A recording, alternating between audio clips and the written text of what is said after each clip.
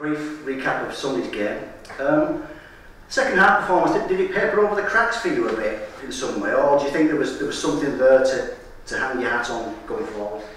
Well, second half we saw we get a more fair share of the ball, but we saw Widnes. That's the team that I'm recognising from training, and we got some confidence from that. I think we worked hard again first half. We get to the top of the hill and we make an error, or really what was happening was a penalty or a double set, and in those conditions you can't afford to do it. The pleasing thing about the second half was we did what we practiced and we scored 22 points, and that's a pleasing bit. The other bit is, we've got to fix a few things up in our defence, but on the day it was a stinking hot day, and you play the game against probably the biggest pack in Super League, and you give them 6 extra sets. Well, that can take its toll.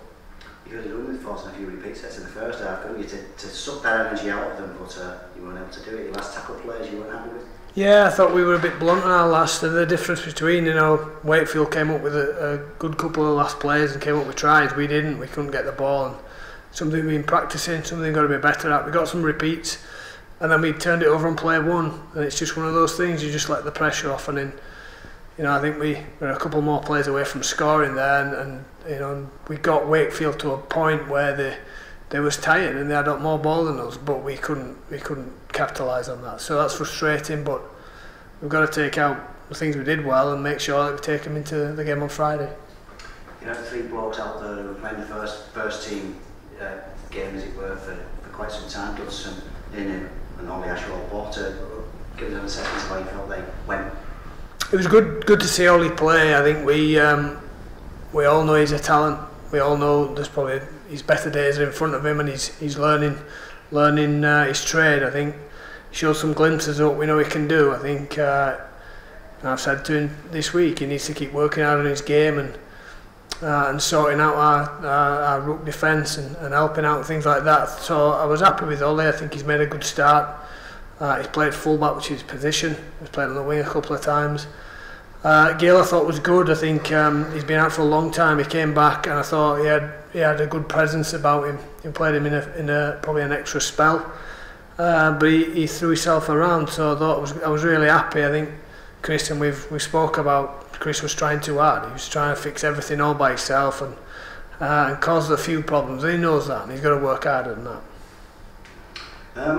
Are the players in a certain sense, you've mixed and matched the team up a bit in the last few weeks, haven't you, since you took over the head coaching. Are the players in a certain sense on trial at the moment, if you like, for what's to come and the important games that are definitely coming down the track? Yeah, well, I pick a team that I believe can win the game. I want to win as many games as we can, but the players have got to earn the right, and we're searching for some form, but we're searching for combinations. They've got to earn the right to keep it. I think we're at that moment where having good spells and some players are going well and then dropping off the week after. We're after a bit of consistency, because I know once we get to there and we get these combinations, get a bit of consistency and see a bit more of Widnes that we see out there on the training field like today, then I know we'll be in a good place. Hull this week, short turnaround as well, and Hull are in a spot in the league where pretty soon, if you want to make the top 4, and that's what counts if you at the end of the day for those types of teams, you need to start winning some games. So there's plenty on this for them, isn't there? It's not like a end of season dead rubber or anything like that.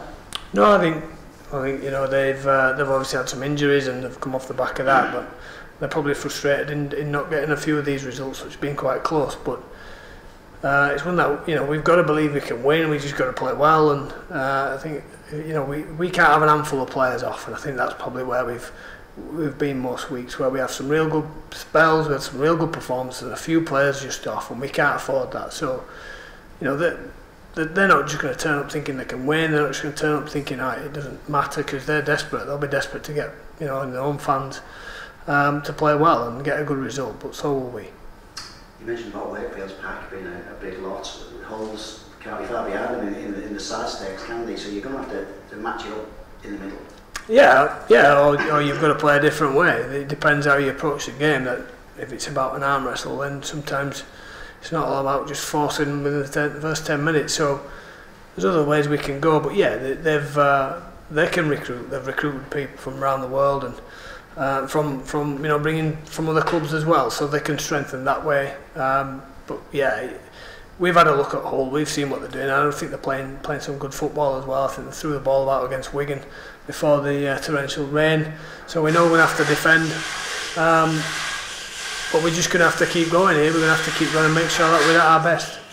You mentioned perhaps getting to the point now, Widnes, after all the injury troubles this year. I'm sure you've still got one or two of those as well, but you might have a few more selection elements this week.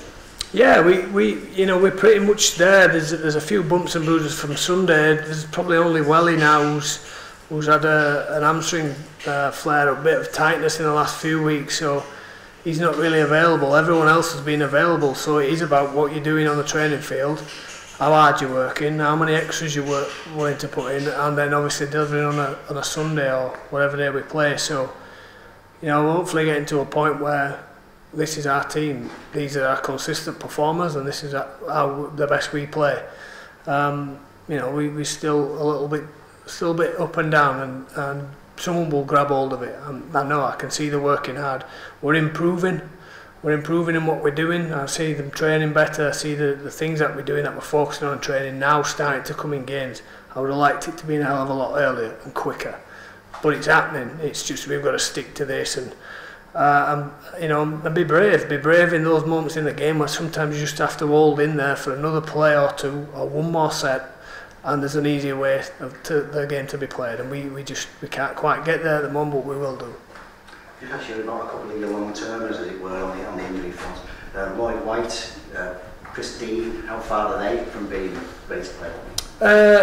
They're probably both looking within a month really. The Chris Dean is flying. He's had his pec sorted out, but he's able to run, and he's been running for 6 weeks now, and he's looking really good. He's looking lean. He's training really hard.